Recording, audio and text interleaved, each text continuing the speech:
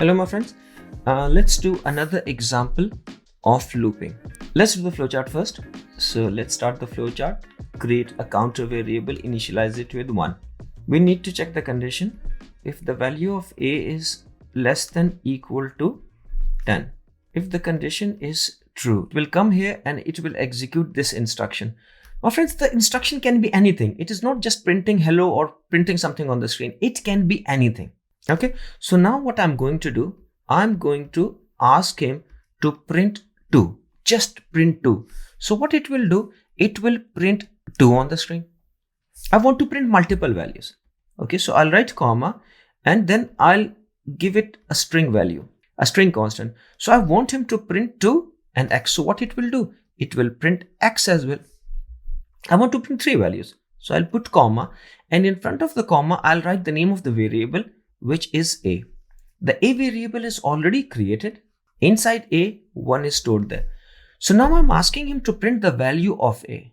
So it is a variable. So what it will do, it will pick up the value of a, which is at the moment 1, and it will print 1 there. I want to print 4 values. So what I'll do, I'll put equal in speech marks. So we know that whatever is in speech marks, it will print that thing. So what it will do, it will print equal sign there. I want to print a 5th value. So, but here I'll write an expression. So I'll write 2 times a. So what it will do, it will pick up the value of a, which is 1. 1 times 2 is 2. So it will print 2 here. So now my friends, I'm asking him to print multiple values, and that is what he did. After this thing, I want to increment the value of a by 1. So I'll write a is equal to a plus 1. So what it will do, it will pick up the value of a. What is the value of a at the moment? It is 1. So 1 will be added to 1. The result will be 2 and it will be assigned back to a. So what will happen here? It will overwrite the value of a and it will become 2. After executing that instruction, it should go back to the top. So it will come here. Now my friends, what it will do?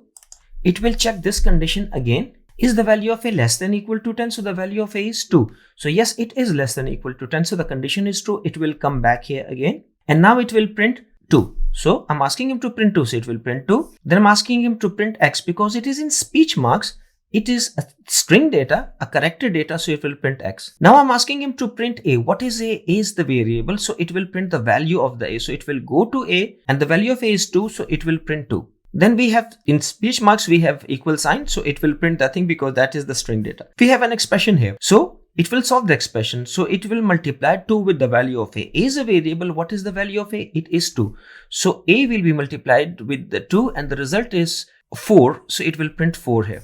Now it will execute this line. So this line is a plus 1. What is the value, current value of a? It is 2. 2 plus 1, it will become 3 and it will be assigned back to a. So what it will do, it will overwrite the existing value, which was 2, and now it will become 3. From here, it will go back to the top. Again, it will check the condition. Is the value of a less than 10? So the condition is true. It will come here and it will execute the same instruction again. And it will print 2. Then it will print x. Then it will print the value of a. So the value of a is, current value of a is 3. So it will print 3. Then it will print equal sign because that is in speech marks.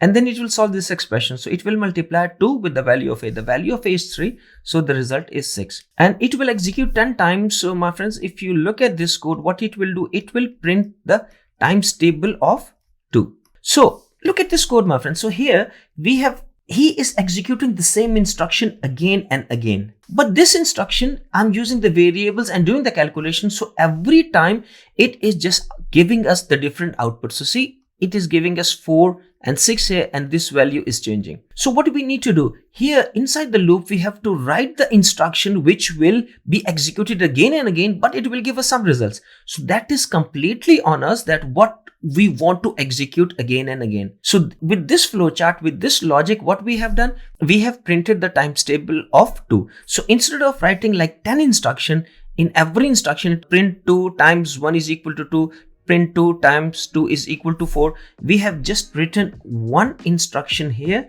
and we have asked him to execute it 10 times. Thank you very much, my friends.